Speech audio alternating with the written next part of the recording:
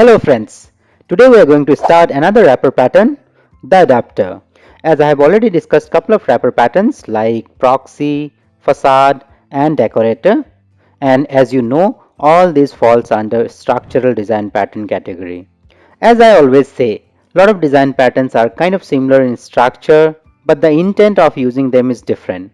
Like a facade provides a front-facing simple interface to the client by hiding all the complexities of underlying subsystem.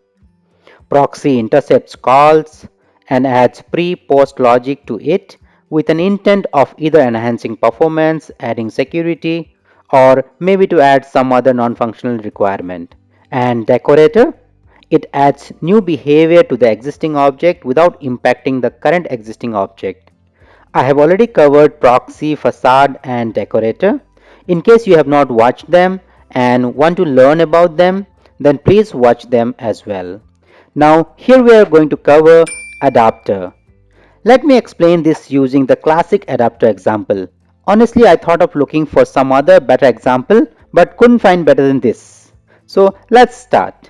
Say you travel to some country where for charging or using any electrical appliances like this, you have this kind of interface with the two holes. Please note that I am deliberately taking the name interface here.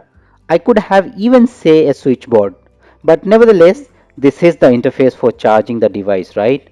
Now say your laptop has a charger which has this interface with a 3 pin, but you want to use the 2 pin interface to achieve your use case, that is charging your device.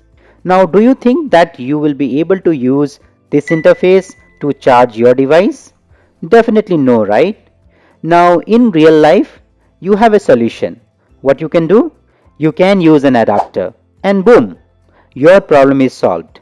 Now you can use your incompatible interfaces to fulfill your requirement. This adapter helps you by making both these interfaces compatible, right? Let's see what the definition says. It says convert the interface of a class into another interface client expects. Adapter lets classes work together that couldn't otherwise because of incompatible interface. Let's look at the UML.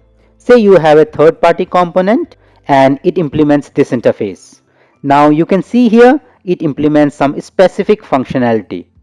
Now say there is a client that wants to use it, but somehow client expects this interface.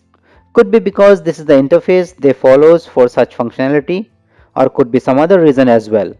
Now it means client wants to call request method but wants to get a functionality of our specific request. Now you can see here we have two incompatible interfaces.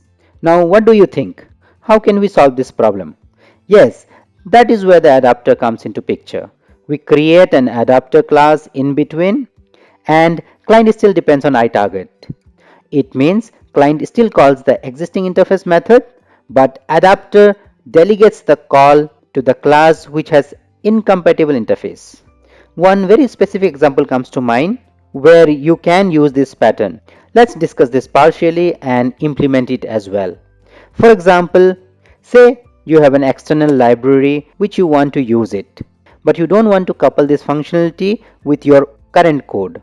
The reason could be because you anticipate that you might change this external library in future. Let's take one real life example which we are going to implement. Let's say you have a class called Sales Manager. Sales Manager gets some data from Sales Processor in XML format. It uses iCell to display the data where the iCell is implemented by Sales Data Presenter, which at present displays the data in XML format only. Let's implement this much and come back to our problem. Let's create a solution folder called adapter. Let me add couple of projects to it. First one to be a console application. Let's name it as sales application. Let me add a class library that will provide XML data. Let's name it as sales data access library.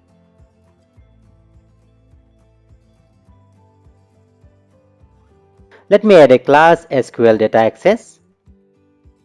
We'll just hard code the data for now. Let me code and quickly come back.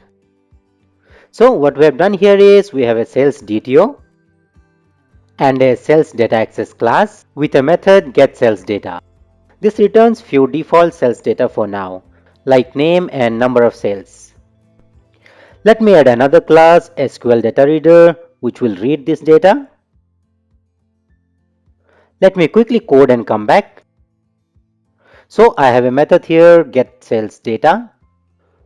It reads data from our previously created SQL Data Access class and creates the XML node and returns. Let me quickly create couple of classes in our sales application and come back. So the basic idea is that this application has to read data from our SQL Data Access library and display. So it's a very simple implementation. We have created an interface iSales with a single method showSalesData. Sales Data Presenter implements iSales interface and just displays the XML data. We have a Sales Manager class that reads the data, instantiates Sales Data Presenter, and calls showSalesData. Let's rename Sales Reader to Sales Data. Finally, from our program.cs class, we just call salesmanager.process to display the data. Let's build this. Let's run it. And see the data is displayed in XML format. So what we have done till now? We have created a Sales Manager class. It depends on iSales to display the data. It displays the data in XML format. Now, as we have discussed earlier, there is a third-party component which uses iGraph to display the data in some nice format. And instead of Sales Data Presenter class, Sales Manager class wants to use iGraph implementation, but it receives the input in JSON format. Also, the condition is that the Sales Manager class does not want to couple the iGraph functionality, as maybe the developer anticipates that he might change the third-party component to something else later. Now you can clearly see we have two incompatible interfaces. How are we going to access the iGraph functionality without coupling the code? Yes, you might have guessed it already. We will create an adapter in between. This adapter class will implement the same iSales interface and delegate the call to iGraph implementation. Let's go ahead and implement the code. So I have already created the third-party component called Graph Report. For now, it just has this iGraph interface, which has a single method called showGraph, and it takes a JSON string.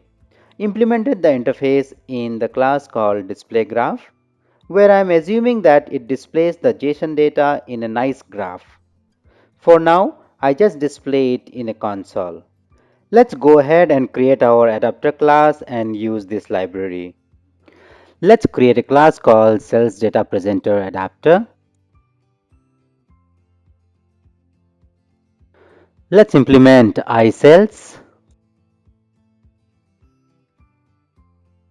Let me add the graph report reference. Also, since we would like to convert our XML to JSON, we will use a NuGet package called newtonsoft.json.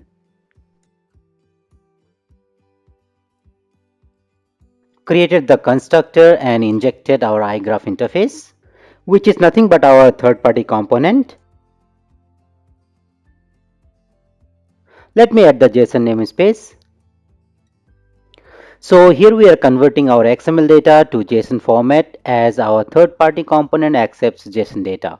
So how do we convert it? We just call JSON convert.serialize XML node and pass our XML data. And finally we call showGraph. Finally, let's go to our Sales Manager and replace Sales Data Presenter with our new adapter class. Let's pass the display graph which is there in our third-party component. That's it. So what we have done here, our Sales Manager class still depends on iSales, but gets the functionality of our third-party component using new adapter class. So what advantage do you see by implementing this adapter here? First advantage would be, as discussed earlier in the slide, It allows two or more previously incompatible objects to interact. Also, if your intention is that you would like to replace the class or component in future, then you can easily replace the component by very minimum impact on the client code.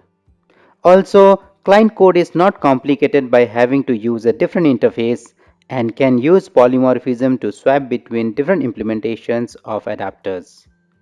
Let's run the application once and see. So you can see here we get the different representation of our XML data. More importantly, we made our code more flexible and maintainable by making our third-party component easily replaceable. That's it for Adapter. I hope you found this video helpful. If it did, then please hit the like and subscribe button and share this video with others to see more such contents. Thanks.